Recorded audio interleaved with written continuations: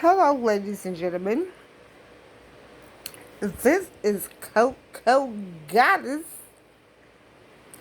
I had a taste for an Italian sub, but I didn't feel like walking all the way down to the market, the Italian market.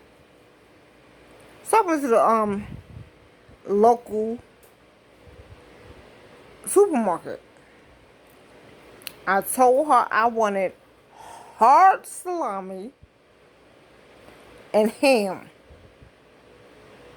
I took the mask off so she could hear me clearly, and I said hard salami and ham, provolone cheese, lettuce and tomatoes, onions, salt and pepper, oil and vinegar, the extra vinegar.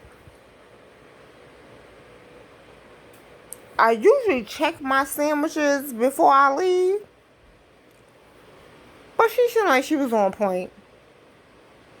So when I got home, my mouth was all watered, and when I opened it, why the sandwich was pastrami and ham. Where she get that from? She lucky it was mad hot outside.